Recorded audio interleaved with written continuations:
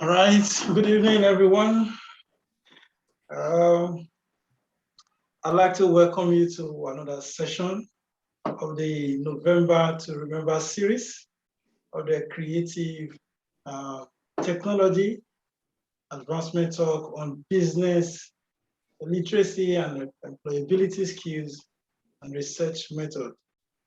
This series started yesterday and it was really interesting. By the way, this series is organized by the School of Creative Technology, University of Bolton. And yesterday we had our first guest, the person of Jane Egerton, again, the head of Facebook for Middle East and Africa. And of course, she talked about a lot of things which I believe we benefited from. So today is another day. So I want us to send invitation link to as many who have not gotten it because we believe that today is going to be more than yesterday in terms of benefit because we know that we also have another resource person in the house. So today we have Professor in the house. Professor Paul Hollins is in the house today. And today we'll be talking about computational research. So we believe that it's going to be very interesting today. And but we're not letting him in already sometimes. So we just want to quickly give a background of what we're going to be doing today. So all we need to do today is that I'm not going to be doing this alone. So I have a colleague who's going to be assisting me, in the moderation of today's event, and that's the person of Goprit Cow. So later on in this edition, you're going to see her. She's reading the profile of the guests that we have today. So by way of reminder, let me quickly let us know that because it's going to be very extensive and educative today, I'd like you to prepare your questions, okay? And you can actually send your question via the chat. And of course, you can also wait at the end of the lecture to ask your question. What you need to do is just to signify by the raising your hand on the icon at the bottom of the screen. And of course, we'll call you in to ask your questions. And I believe that your questions will be treated. Okay, so are we ready? Right now, I know that, okay, we have a lot of participants already coming in, and we believe that will be more than the number that we had yesterday. Yesterday, we had about 60 or more persons online. So, and of course, we actually wanted to have a field asking questions and all that. So today is just another opportunity for us to get educated. So on the chat box, I want you to quickly, just say, I just want to know that you are following. You could just tell us where you are, attending or watching this this event from, whether from Africa, whether from the UK or wherever you are. So I would really want us to quickly do that before we continue,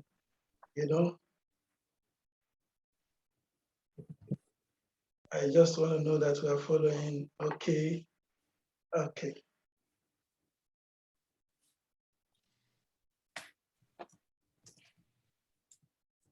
So quickly, just tell me where you are. Just write your name on the chat box and say, all right, okay, we have Sam from the University of Bolton. Sam is already online. Of course, those that were around yesterday, I know that they will be in today because of how much knowledge that was imparted to us yesterday. And we believe that the knowledge is not going to end here because what Kelechi did yesterday was trying to actually liaise with Jane so that we can have, that reference in terms of employability. So we have Hafsa from the University of Bolton is already around. Okay, Shera is also from Bolton, and we have Raham from Bolton also. And we have Shazai. Sorry about your name, please. Okay. From Bolton. And quite a number of persons are just coming in. Okay, Zane from University of Bolton. All right, so we have a whole lot of persons who are joining us today, and that's interesting. So briefly, so about the question, I think I've talked about how we need to go about the question because it's going to be very, very interesting. So write your questions down. Of course, you can put it on the chat. It's more convenient for you, or just wait till the end of the lecture and you raise your hand, ask your question, and your question will be duly attended to. Okay. All right, at this point, I want us to know that this is not just all student affair. So on the platform tonight, we already have professor in the house. We already have Professor Paul Hollins in the house already. And of course, we have the head of School of Art and the acting head of School of Creative Technology, University of Bolton. Sam Johnson is in the house also. And of course, I know that we have other staff members of the University of Bolton who are logged in. I'm going to be able to mention all your names. And of course, we have Dr. Celestine Wendy in the house also, who is doing a lot of background work for this program. Okay. Now, I'm going to be inviting the head of school.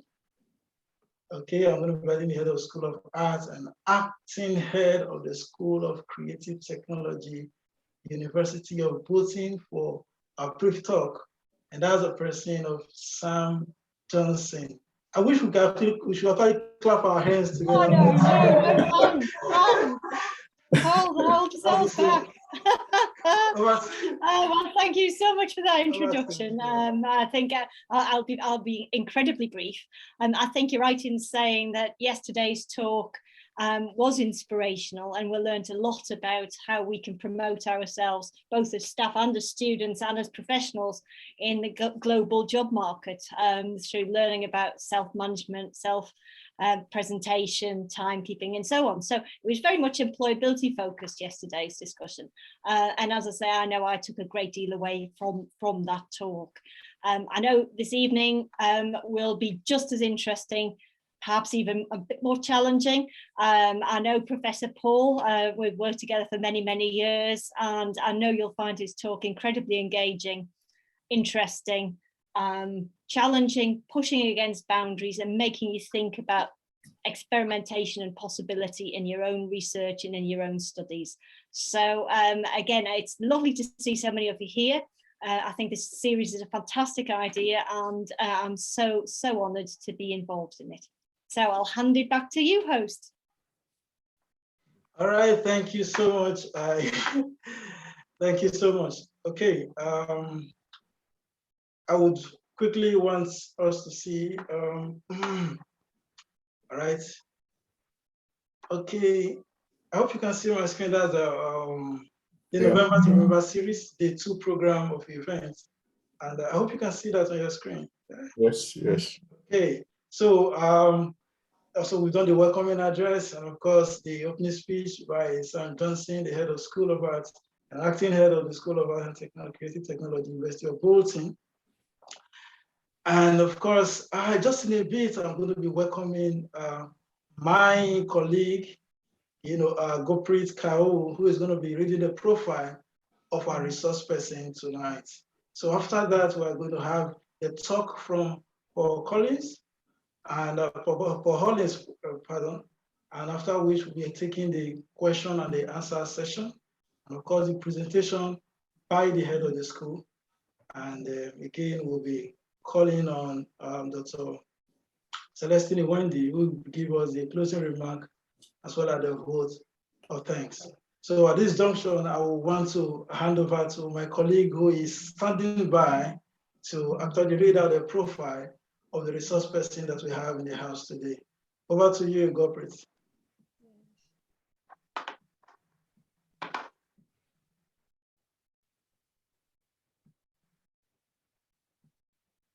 Well, is my screen is visible to everyone?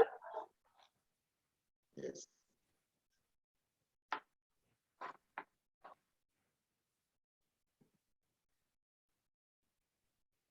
Yes, it's visible. So, good evening, everyone. First of all, I'm really very excited to introduce our guest speaker for today because his talk is really valuable for all of us. So, here is the brief background of Professor Paul Hollins. He is a professor of cultural research development.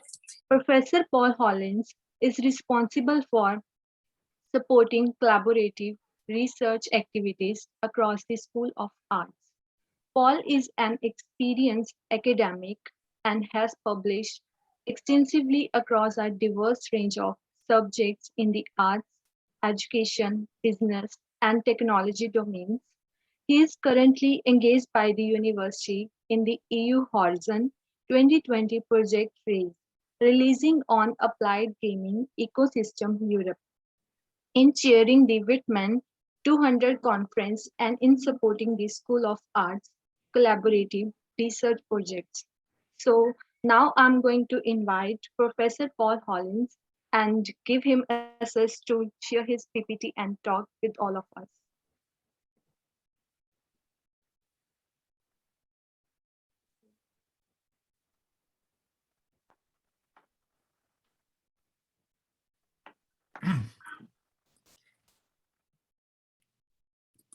Hello there, everybody. Let's just see if we are functioning.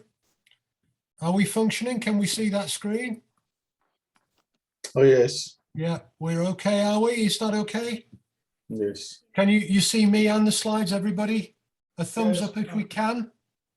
Yeah, little bit Yes. of, help me with a bit of feedback. We're going to talk quite a bit about feedback and feedback loops today and how important they are within technology. So if I can see people, it really helps. If you don't want to be seen, that's fine. But thumbs up and thumbs down where you don't necessarily agree are all welcome. Thank you, first of all, to Celestine, Sam, Gurpreet and Osamoengi, and forgive my pronunciation, it's dreadful, for that wonderful introduction. Gurpreet, the introduction itself was slightly out of date. I'm not working on the Rage project. That was 5 years of my life, which came to an end about 18 months ago, but it was a very interesting learning curve in itself. First of all, a little bit of background about me that isn't necessarily perhaps what you know. I've not been an academic all my life. For a number of years, I was in the military. And then after that, I worked in software development, probably one of the most competitive digital industries through the 1990s. And I became international licensing director for a major games publisher. So in terms of your careers and where you're going, very, very happy to help and talk about potential and the digital industries themselves. It was a large UK-based organisation called Midas, and it was there that I really first became interested in the topic that I'm going to talk about with you today. I describe myself a little bit as an accidental academic, and I think that's largely coloured my approach to research and to academic disciplines throughout my career. So, as Sam said, you're probably not going to get a most conventional talk here. Indeed, you're not. A couple of things I'd like to do. Unusually, I'm going to start with acknowledgements. Usually they come at the end when we're all in a rush to finish and get home. But actually, there are a few people here that Oleg Lieber, who was my professor that I studied under, who was a massive inspiration to me and an influence, and has hugely influenced my thinking and really introduced me to what I will talk about this evening. Professor Stafford Beer.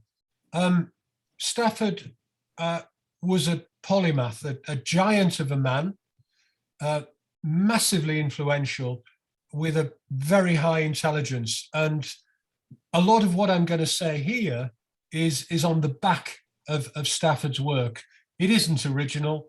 I was taught by Oleg, who himself was taught by Stafford, and there's quite an interesting lineage of cybernetics that links back from me right through to the first name that I will mention today during the talk, who is the eminent cybernetician Norbert Wiener. I've got a couple of caveats before we start. The talk that I was asked to deliver is computational research. Well, I'm not sure that I'm going to talk a great deal about computational research. I'm not going to be talking about it at all, in fact. There'll be no lines of code. There will be no algorithms. And if you're attending this talk, and I'd rather it was a talk than a lecture, to talk about or to learn about analysis of algorithms, data structures, data trees, this one isn't really for you. So maybe it's the wrong one. What I am going to talk about is I'm going to talk about not computational research. I think that's a better description. My subversive intention of this talk is to perhaps introduce you to broader perspectives on research, methods and tools that may actually lead you to challenge more established and conventional, dare I say it in company, scientific quantitative approaches to research in technology. I'd go further and hope that I challenge you to think about subjects, their use, and about disciplines and their place in research. As the REF, the dreaded research assessment framework that's foisted on universities every 4 or 5 years, moves to recognize impact, will this force our institutions to look at themselves and how research in the future will be conducted? I'm suggesting it will. Of course, quantitative methods unarguably have their place in computer science and as research methods with associated tools within school, many of you located in here at UOB in creative technologies. So we'll retitle this, Not Computational Research, Approaches to Computing Research.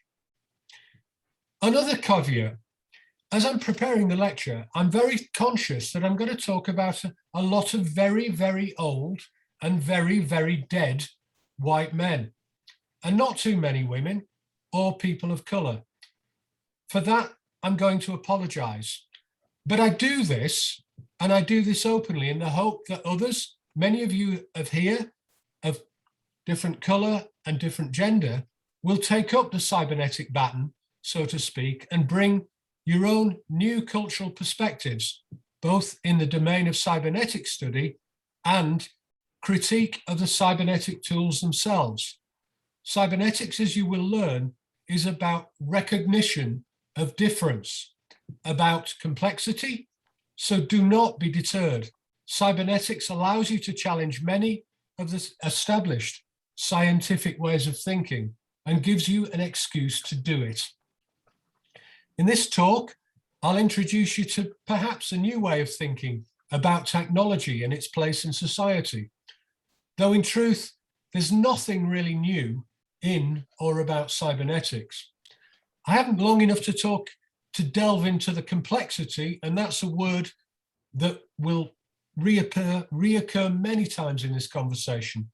But hopefully I'll provide some pointers for you to follow up should you be interested. I'll introduce you to some cybernetic thinkers and to some tools that might just help you in thinking about researching in technology in these different ways and within your discipline. Although many of my colleagues would argue with real vigor that cybernetics isn't a discipline, and that's the attraction. So again, give that some thought. I'm going to argue here that disciplines and subjects are where many of our challenges and issues around knowledge emanate from, and why I believe so many of our technical interventions fail abjectly, miserably.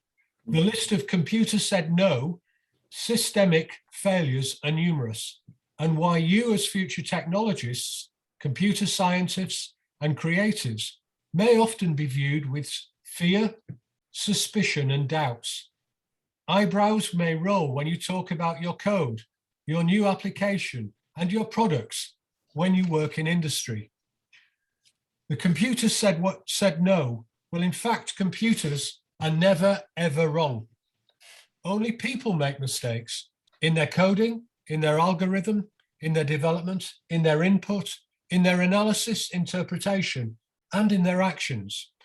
I think it's quite fitting today. I'm actually using Zoom, which I believe is very appropriate and a great exemplar of interaction. We could consider using analytical methods and tools that I'll talk about. I noticed in the flyer that Celestine included the various letters and acronyms after my name. Did any of you note the last one of these and have any inclination of what that acronym is? Answers in the chat box, and please let's have a couple of rub. The acronym was FCYBS. Anybody have any indication? Just put it in the chat box if you have. If it remains silent for 10 seconds, I'll go away. There we are. Nobody has an inclination of what it is. It could be anything. It could be my qualification in dustbin cleaning, my vacuum qualification. It could be anything. Nobody has a clue. So why am I here? I'm an imposter. Celestine, do you know what those letters stand for? Actually, no. Actually, no. My head of school, Sam, do you know what they stand for? I know, but it would be cheating. I've been here for years, Paul. I know what it is. Yeah, I'm not going to spoil the show. I actually noticed it today. Yes, you noticed it. Well, for those that don't know, and that includes 24 of the 25 participants in this lecture, the acronym stands for Fellow of the Cybernetics Society. I feel a bit of an imposter in being awarded a fellowship, but it is a great honor, and I really do stand on the shoulder of some very big giants. And as I said, that lineage of cyberneticians, I'm at the end of it at the moment, and I'm hoping maybe one or two of you here will be the next ones on that line. Does anyone know what cybernetics is? That's my next question. And again, into the chat. Any definition, don't feel embarrassed. I'm aware of psycho-cybernetics. I'm not sure if it's the same. Sorry, I came across an example when talking about character and how it was an example of an airplane going in a particular direction, and if it deviates, it's going to return to its original position. So if you're trying to reform your character, you have to redraw a map for yourself. So it's basically returning to the original path that you're meant to be on, something like that. That was the basic idea. You practically define cybernetics application, which is about feedback. Returning back to where you started from is a feedback system. Okay. Well, we're delving in there. I could give a lecture now, which is one of my favorites, on the paradox of rationality in cybernetics, but I think I'd lose all 25 of you if I did. But there's a wonderful book by Nigel Howard on the paradox of rationality, which talks about aircraft and aircraft plans and mapping, and leads us into game theory, which is a subset of cybernetics, which again is an interesting letter. But suffice this to say that defining cybernetics is actually complex in itself. So we'll talk about cybernetics, and we'll give you some definitions so that you have an idea. I think probably the best way of perhaps indicating you the complexity of cybernetics, that word again, which will reappear, was a story that Stafford once told me in a lecture that I was in. And it was a story about a three people on death row, one lady and two men. One of the men was a staunch Catholic. The lady was a professor of cybernetics, and the other person was a student of that professor. Three people on death row. And before they're taken to their execution in the US, they're granted a wish. And the first person is the very staunch Catholic, and granted the wish, his response is, well, I'd love to meet the Pope and confess all my sins. And that's really what I want to do before I meet my maker. The second person on death row, she is a professor of cybernetics. And the executioner asks this professor of cybernetics, what do you want to do before you're executed? And she says, I'm going to write the definitive and absolute, unquestionable answer in a paper to define cybernetics. And the executioner said, yes, I think we can manage that. And then the third person is a student of that professor. And the executioner asked that student of the professor, what is your wish before we execute you? And his response was to be executed after her.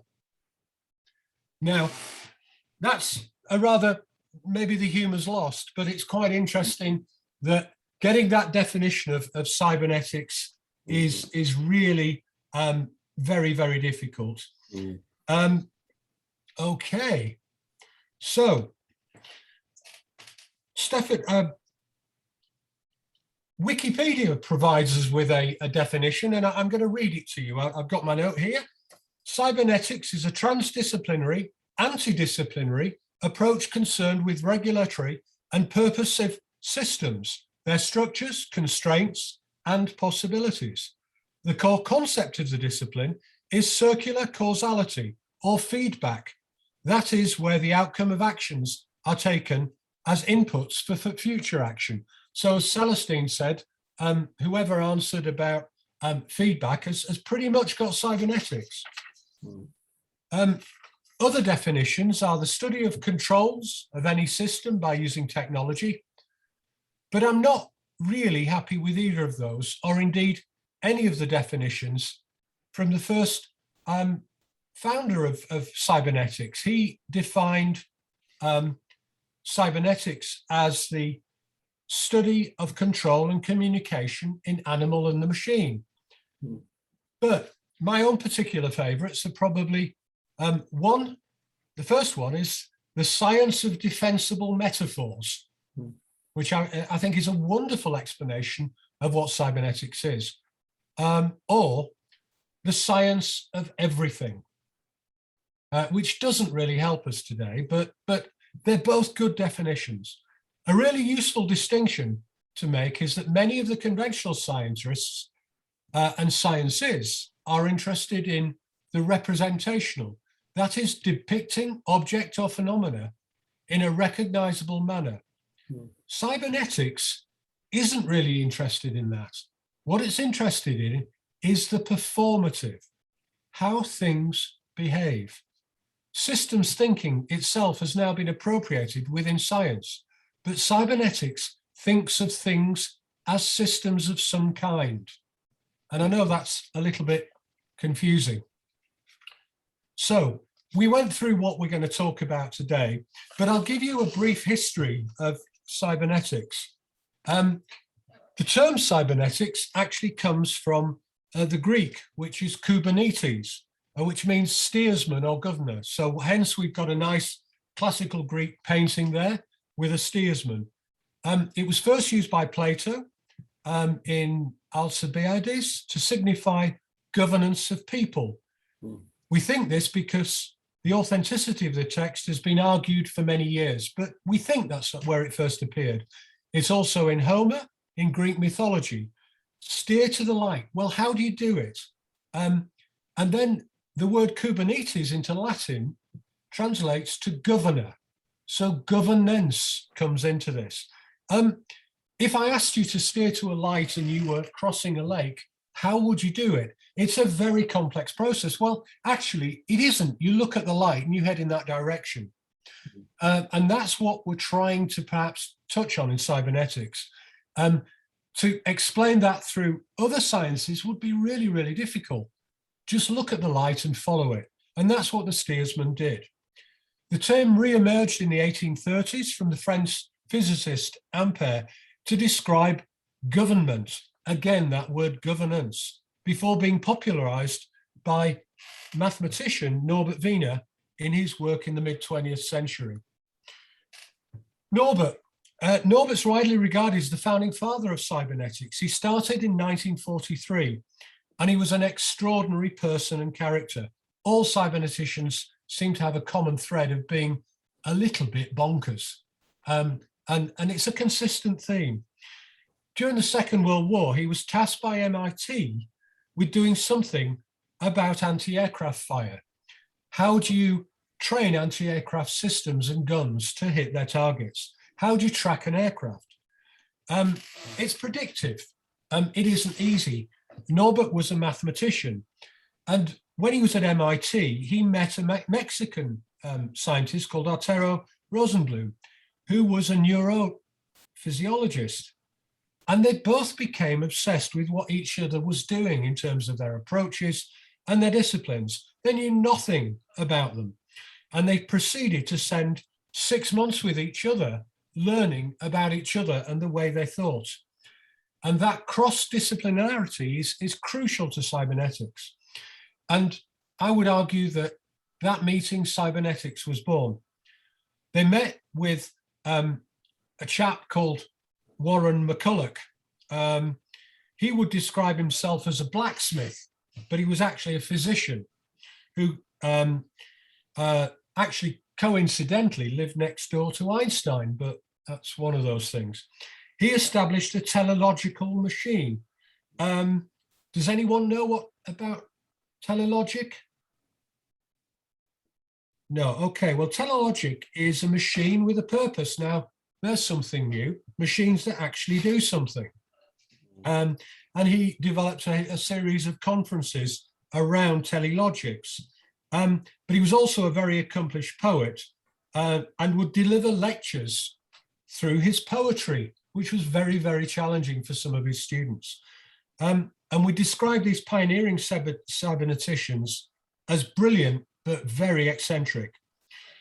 Warren and Norbert were to become friends, but like so many, they fell out in later life.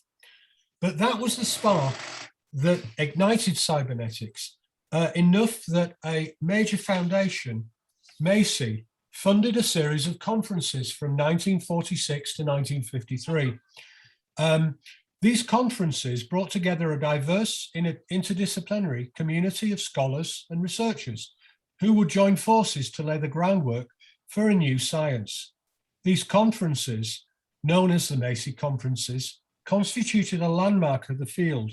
They were to develop and grapple with new terms, such as information and feedback, that would become equally applicable to living beings and machines, economic and cognitive processes, and many scholarly disciplines. The concepts that emerged from these conferences came to permeate thinking in many fields: biology, neurology, sociology, ecology, economics, politics, psychoanalysis, linguistics, computer science, anthropology, mathematics, physiology. These lectures were interdisciplinary, and ideas emerged from groups chatting with each other, learning about other disciplines. And they got them together for about 20 of them every year. And the commonality exposed during these lectures was one of something called control. Now, cybernetics, control is a very, very important part of that. Now, not control, it's a very, very contentious term.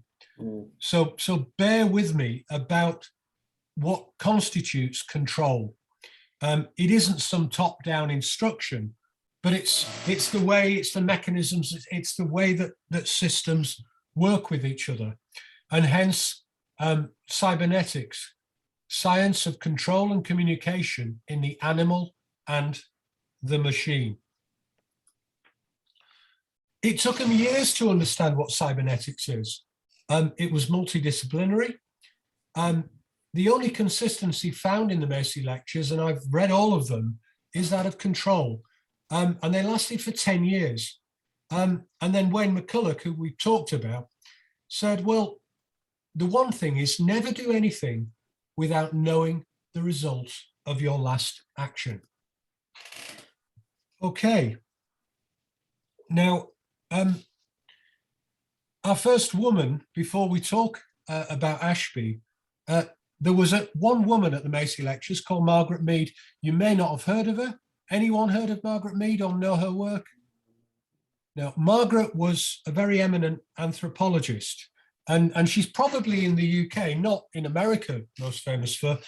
She was tasked by Roosevelt to study the behavior of US army personnel in the UK during the Second World War. There was a huge problem. Also, Churchill thought of US soldiers chatting up English women. And there was a problem with pregnancies, and Margaret Mead was asked to come and have a look at this from an anthropological perspective as to why it was occurring. And a long story short, but it boiled down to communication, in that American culture demanded that if you asked a lady to go to bed with you, quote unquote, it meant what it meant. If you asked a lady to go to bed with you in UK culture during the Second World War, it was thought of as a proposal of marriage. Now, there is an obvious cultural interpretation there. And that was the problem that Mead had discovered. It was one of what was meant and how that was interpreted. And so Margaret was brought in to give an anthropological perspective, which was very, very valuable in systems thinking. Now I'm going to talk about a guy who was there called Ross Ashby. And Ross Ashby, I won't dwell on this, but he was a very complex character who was a psychiatrist who ran a hospital. And Ross had the task that he said himself to actually construct a synthetic brain.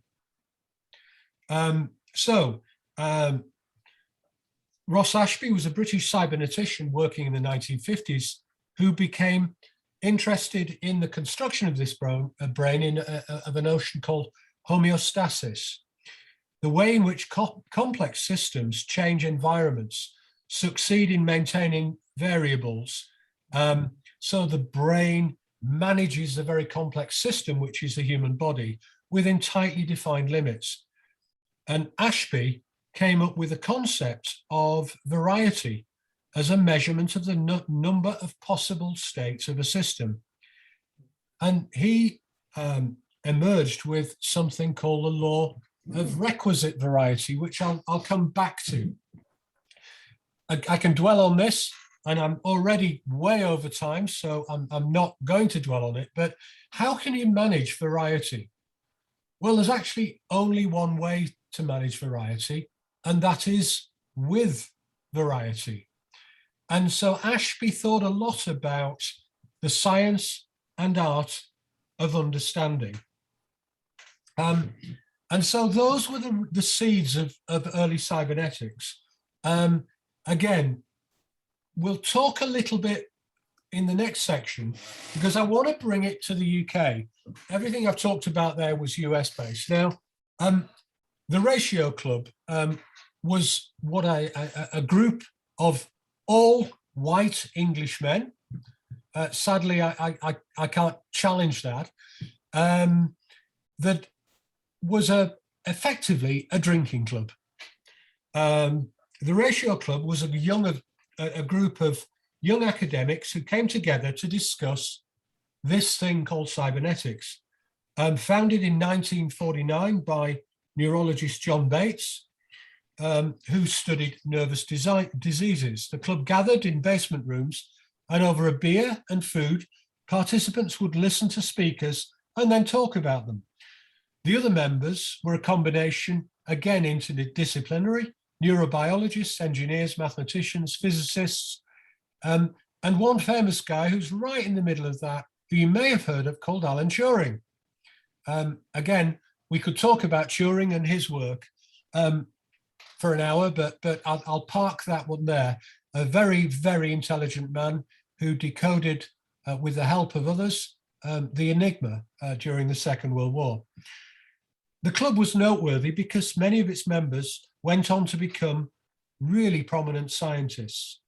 Barlow was there, who was the great grandson, who's the guy on the right there, of Charles Darwin. Thomas Gold, John Pringle, a whole host of them came on to do many great things.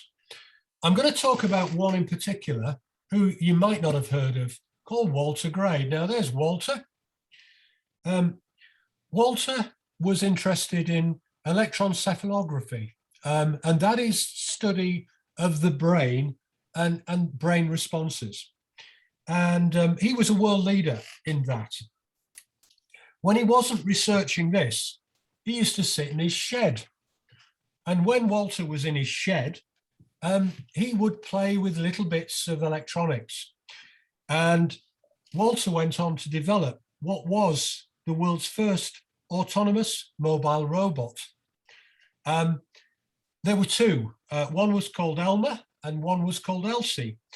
And he used to study about brain function, and he demonstrated that robots that robots could in effect act in a very, very similar way to the human brain. He demonstrated the Ratio Club in 1950 and exhibited at the Festival of Britain in 1951. And this was a pivotal moment in the development of future disciplines around robotics and artificial intelligence, which have great currency now. There's a lovely story about robots and legs and how robots are only attracted to women, but I'll park that. And if we've got time at the end in the questions, perhaps we'll talk about that. That's Elsie. And Elsie responded to light. And so she moved towards light in an autonomous fashion. In effect, that is the world's first robot. Built in Walter's shed, the US Department of Defense was spending millions and millions of dollars on research into robotics, and Walter managed to build one in his shed. So there it is, that's the world's first robot. I won't talk about Turing, we'll cover him. Many of you may be familiar with Turing's work. And it all kind of fell apart in around 1955. It had run its course, but cybernetics was clearly on the map. And then we got what I would call a second phase of cyberneticians. And again, I'm not going to dwell on this too much in this talk because this is probably more suited to my educational colleagues. But Gordon Pask was the developer of a theory called conversation theory. And the idea of conversation theory is that all learning occurs through conversation about a subject matter. And we all bring something to that. It was the very, very early days of constructivism, but Pask quite often in the midst of time seems to have been forgotten about. But he used a cybernetic frame to think about communication and how we make knowledge explicit. His brother was a cybernetician, a very interesting character called Edgar Pask, who was decided to test life belts, and he developed a life belt through attempting to drowning himself in swimming pools. But that's another story. They're all a little bit mad. And then we'll get on to probably the person that I want to talk about most in this lecture, and that is Professor Stafford Beer. Stafford, as he looks, was a professorial character. And again, I learned an awful lot from Stafford's thinking, and just about everything I'll talk about here is based on that. He escaped, in his own words, from school in 1943 because it wouldn't let him do what he wanted to do. Subjects, he wanted to study Greek, he wanted to study French, neither of which he was allowed to do until somebody decided that studying French during the war would be a good thing, dropping parachutists into France in, believe it or not, in nun outfits. It's a true story. And Stafford went on to be very prominent in operational research in the early 1950s. Though he worked in industry, and he was head of organizational research in Sheffield for what would later become British Steel. And he started applying cybernetic theories in British Steel as early as the 1950s. Some people think it's another word for automation, some that it concerns experiments with rats, some that it's a branch of mathematics, others it wants to build a computer capable of running a country. My hope is that people will understand both how these wonderfully different notions can be simultaneously current, and also why none of them is to the point. So that's, again, Stafford. The computer says no. Variety management, how do you manage it? We go back to that. How do you regulate variety? And what Stafford worked on was a couple of notions. You attenuate, which is you reduce variety, or you amplify, i.e. you increase variety. And when I talk about his later work in viable systems models, you'll see how that fits in. Unfortunately, in society, we use a lot of computing to attenuate, to do what we've done before, but more elaborately. Is that helpful? I'll leave you to question that. A model, and he built lots of models, or accounts of systems that need regulation. Now, you can't regulate, he would argue, any model, any system, any organization without a model. And that's the viable systems model. Now, again, time is of the essence here, but what he did was he thought of 5 levels within all organizations, and those levels are there on that diagram. It's a bit of a scratchy one I took from a book earlier, but system 1, management, that is what you do as an organization, the doing. Now, the arrows there are very much like an electrical system, and as Celestine indicated earlier, those are feedback loops from the environment and from the system. The system 1 feeds into the controlling, the coordination system, which is kind of your junior management in an organization. System 2 feeds into system 3, which is the controlling mechanism. So that's how your rules and regulations and within your organization work. That feeds into a system 4, which is planning. So, you know, how do you think about what it is you're going to do? And then system 5 is policy or strategy, as we would perhaps call it now.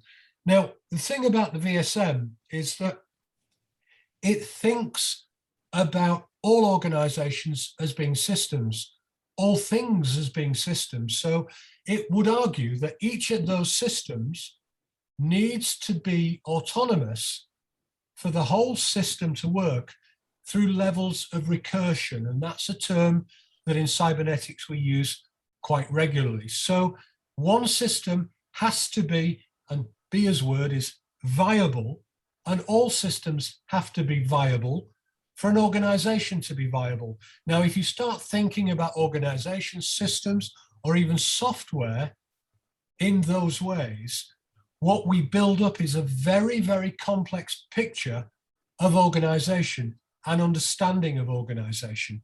And that's, in essence, what the VSM is. And you can apply that to any organization. I've worked in several projects where we've looked at and applied that system to education itself and how education systems work. Again, that's the viable systems model. Now, Stafford went on, and probably the ultimate expression of the viable system was a project called Project Cybersim. Now, there's one of the original drawings, and those are actual, that's a photograph on the left of the room and the right. Project Cybersim ran in Chile under President Allende, which was a Marxist government, from 1971 to 73. And what Stafford did, and those that are interested in data, this is really, really important, was what we call now perhaps big data. All data was fed in from all industries which were nationalized through telex machines into this very space age looking room where policy and strategy were enacted. One of the problems with government was, or Beer described as lag. Our data, our information in government in the 70s had a horrible lag. So decisions you were making were made on data that was 8 months, 12 months old. And to some extent, we still suffer from that, from lag. Organizations such as government make decisions on things that have happened 12 months ago. So what Stafford tried to do with Project Cybersim was speed up those feedback processes. And so Project Cybersim modeled all industry into that viable systems model that I talked about to you earlier. Again, I'm happy to talk to people in more detail about Cybersim and how that worked. But it was the first occasion that a scientific theoretical model had been used to run a country. Question I always get asked is, well, why did it stop? Well, it stopped in 1973 when a very likable chap called General Pinochet, funded by the CIA, decided that he didn't like Marxism, and neither did the USA. And so it very quickly came to an end. Allende, unfortunately, killed himself before he was captured. Fernando Flores, the Chilean architect who worked with Beer on Cybersim, was put in prison, and Stafford came back to lick his wounds in the UK. But he didn't stop there. He worked with a very, at that time, very unknown musician called Brian Eno. And Brian was involved in electronic music. With another hat on, I would talk about Brian Eno and electronic music and how cybernetics influenced music. But I'm not going to do that today. That's for perhaps another talk in creative arts in some other location. Now, I'm going to talk practically about something I did a few years ago. That's a very blurred image of my pond at home, which I took in the summer. It's a very nice pond. Why do I have a pond there?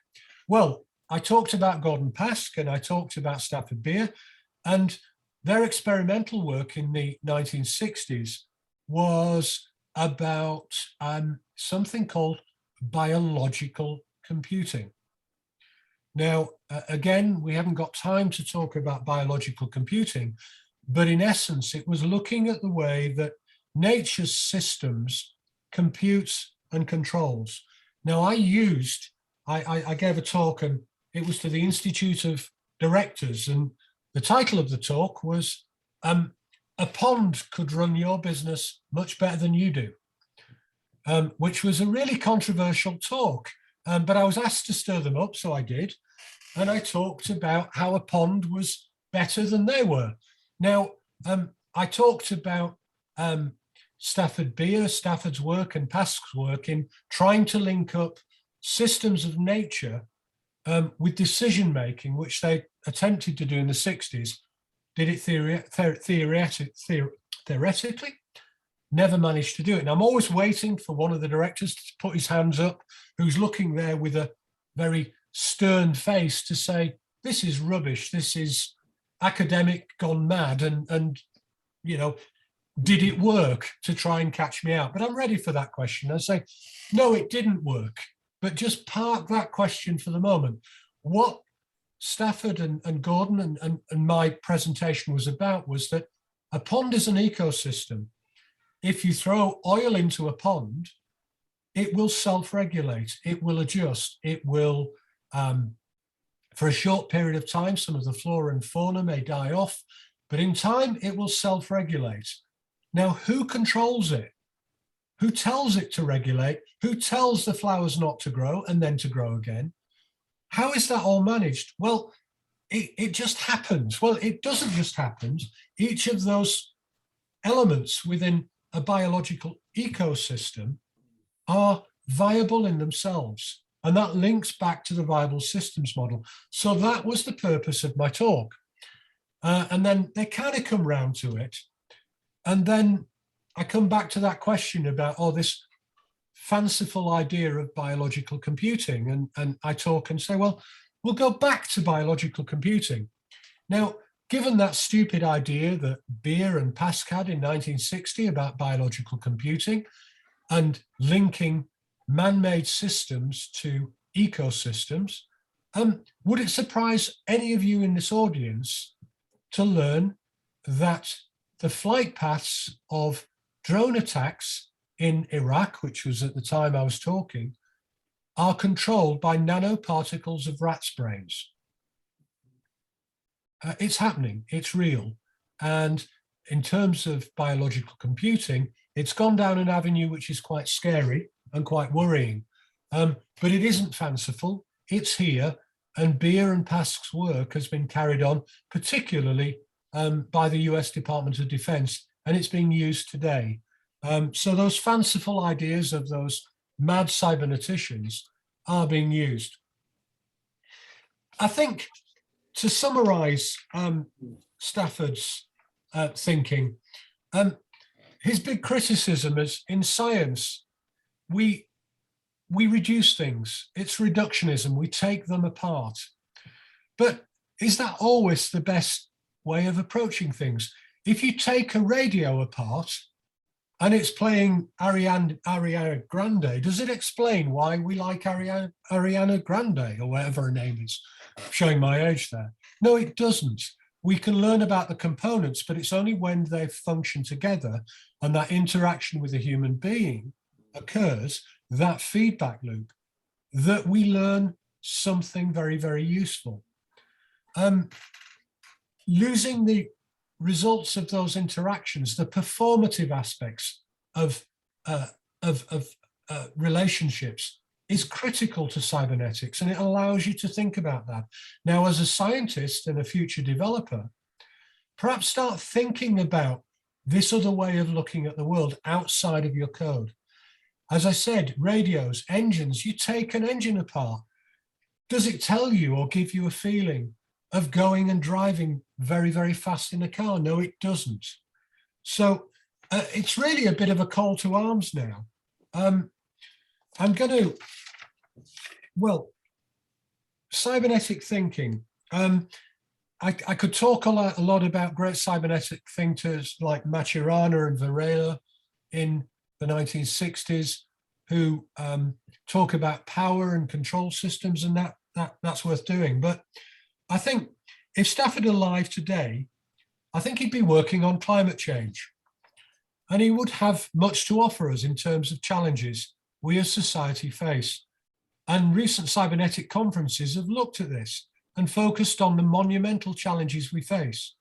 But as recently indicated, words aren't enough to prevent, in Beer's terms, catastrophic failures.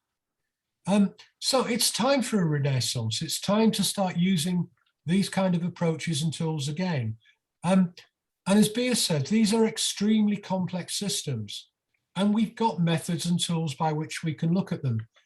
The Society of Cybernetics has quadrupled its membership in the last 18 months. Cybernetics was used and listened to by government in terms of modeling the impact of COVID. Their action perhaps leaves something to be desired, but they did look at using these models. So I'm going to ask you really and pose a question here. Does cybernetics fit in your world? Does it fit in your research? Does it offer you any other approaches outside the established quantitative and qualitative research methodologies that you learn of in other lectures? And on that note, I've kept it short. I've not talked about half the things that I really wanted to talk about. I could go on for another 2 hours, but I will stop. Okay.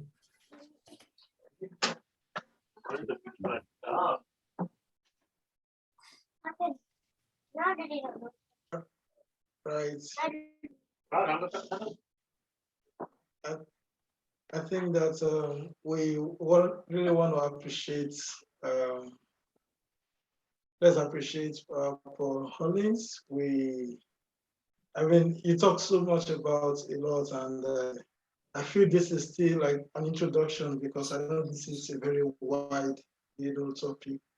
But basically, we've learned a little history about cybernetics, of course, cybernetic thinking, biological computing. But at this time, I would like us to ask questions. If we have questions, please just raise your hand so we could ask questions. Okay. Osowengi, we have some questions in the chat that I could happily run through very briefly before we start, if we can. We've got a lovely definition there from Kalihi. Excuse my pronunciation, but cybernetics, science of communication and automatic control system in both machines and living things, yeah? Inigo Alvarez, I think that if it went into living things, it'd be bionics, a different thing. No, I disagree with you there, that bionics is a subset of cybernetics. But that's a debate we could probably have. No, I learned here that actually it goes much deeper than I was expecting, which I'm quite surprised. It was a shock to me. Oh, okay. Thank you. So we've maybe answered that one. I love Brian Eno's music. Music for airports is my favorite. Amir, I'm with you. I love music for airports. Now, I'll happily dominate and talk about Brian Eno and his use of cybernetics, but I can see Sam giving me that daggered look as head of department saying, computers, technology and research. But yes, Eno was given a book on cybernetics by his mother-in-law when he was at Newcastle University, which was a very prominent cybernetics department. And it underpinned much of what he did in Roxy Music, and certainly the development of ambient, which you talk about there, and was critical to that. Sadly, he kind of moved away from cybernetics later in his career, and obviously decided to take a very bad career step and produce U2. But that's Brian Eno, and I happily talk about that. Any other questions, Osowengi? Yes, there's a question from Oyinka Shola. So please unmute your mic and ask a question. Hello, Paul. Thank you. Very interesting topic. I was going to ask, is there a way to integrate cybernetics into personal and professional development in schools? Yeah, that's a really, really interesting question. Before, within Bolton, for many years, we used to have an Institute of Educational Cybernetics. And most of our work was looking at how we might apply cybernetic lenses to educational challenges. So we've actually published quite a bit. I can dig that. Who was I speaking? I can't see them, so it's quite difficult. Let me see. That's me. Oh, okay. Hello, it's lovely to see a face. So yes. Please, if you'd like to email me at the end, I'll point you in a lot of directions. But what we looked at was the education system itself, and this particularly, this fixation that education has with subject and discipline. And what we thought, and certainly greater cyberneticians than myself, thought, well, is this synthetic? Is it real that we should manage these things in such discipline-specific ways? And we came to the conclusion that it's not, that it can be really, really unhelpful. And if you're going to try and address big issues like education, then perhaps we should start thinking a lot more holistically and perhaps look at more unconventional approaches to education, and we were exploring those kind of things. But in terms of thinking about your own personal development, as I said in the lecture, I think that we are all viable systems ourselves. And if we think of ourselves as a viable system, and it isn't mechanical, it isn't computational to think that way, but think of yourself as a viable system, and that you are subject to these feedback loops, positive feedback and negative feedback isn't necessarily bad, then you could start thinking about building personal portfolios around those kind of models. I've not done it, but I think it would be a very, very interesting approach. Think of yourself as a viable entity. And when we talk about education and where cybernetics could help in that, and increasingly in society, I mean, even within the university, we're thinking about well-being, then well-being isn't necessarily on your curriculum or within your module or your course study, but it's an integral part of what we as a university have to think about, and you have to think about.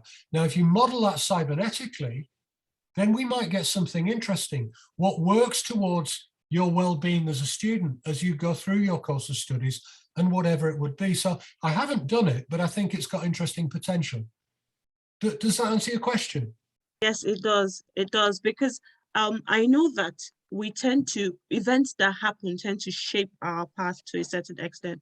So if you, giving an example of saying you want to draw a 3-month vision board and you have a target, I was thinking of a way to apply cybernetics to be able to map yourself in the right direction without deviation. And even when you deviate, you're able to get back on track to achieve your purpose.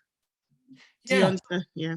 Yeah, well, again, a good example of that is that, and we'll use that word again, but in the academic university context, when you get feedback from your lecturer in your course of study, well, if that feedback will be, because we've got brilliant lecturers in Bolton, as you know, will be constructive. And even if there are negative elements in there, they will be expressed in a positive way, so that in terms of your own personal development, perhaps it will give you things to work on and to develop, but model it and think of it as constructive. And just think of yourself as a viable system. And it's a great way of modeling this thing. So maybe you got 40 on one of your assignment modules. Well, what's that negative feedback going to do on my next module? Well, I can construct something in a different way. So it's really interesting you've raised it. I'd never thought of doing it at a personal level, but applying it, as I mentioned in the lecture, in a recursive sense, you should be able to do it. Absolutely. Thank you. Thanks. All right, thank you so much. Thank you for the question, and thank you for the answers too. I don't know if there are other questions. I can't see any hands up, but what I would say is that if you have more questions, like Paul Hollins already said, you can actually email him, and of course he'll be available to answer our questions. So if you have more questions, please just try and email him or get through to Dr. Celestine. I'm sure that he will be able to guide you also. Okay, thank you very much. So at this juncture, I'm going to invite back the head of school for our presentation. So yeah, so I'm going to be inviting her back. Okay, thank you very much. Yeah, I'll say a few words and then present something. I'm sure we're all very, very appreciative of Paul sharing his expertise there so generously. And I think perhaps what we could take away from this particular talk is the way in which sometimes, I know when we're undertaking research, we're focusing upon our projects, we become more and more short-sighted and myopic in terms of what we're looking at. But I think if we look back to the history, of the Riot Club, of these amazing minds, if you like, the originality, the unique thought, the innovation has come from people looking outwardly, taking a holistic approach, learning from other disciplines and other areas of expertise, rather than becoming more and more narrow in one's focus. I think it's a remarkable thing to see, isn't it, that you can have psychiatrists, physicists, mathematicians, anthropologists working together to create new thought, new ways of doing things. And what's even more amazing is that plants are doing it before us, have been for many, many, many eons. You know what I mean? What have we yet to learn from the natural world? It's absolutely remarkable. So I'm sure we're all very, very appreciative of Paul sharing thoughts there, and it hopefully will provoke some, as I say, experimental thinking in your own projects as you move forward, and look for the unexpected, you know, and if you trip upon things that you think, well, how does that relate to my research interests? Then it's often the unexplained and the unexpected that can open all kinds of new opportunities and new doors. So just be open to that. I think that's what I'll take away from this. So thank you very much, Paul. Now, what I'm going to do now is I'm just going to, if you wait 1 second, I'm going to be, here we go. I'm going to share my, I'm going to put this on here. Hang on, this is me being technologically inept. What I'm going to do, I'm going to, if people can see that, there we have it. I'm going to award Professor Paul Hollins, if you can see that on your screen, this fantastic award from all of us who participated this evening. Thank you for a stimulating and challenging talk, and you would be stimulating and challenging, and we'd like to express our gratitude for gracing the occasion. So thank you very much, Paul. That was absolutely fantastic, and perhaps we could have a round of applause, everybody, if that's okay. Let's take our mutes off. Thank you ever so much. And then I'm going to hand back to Celestine. Yeah, I don't know what is happening to my screen, but also you'll be in charge just to pause the recording. I want to say thank you to Professor Paul for coming today.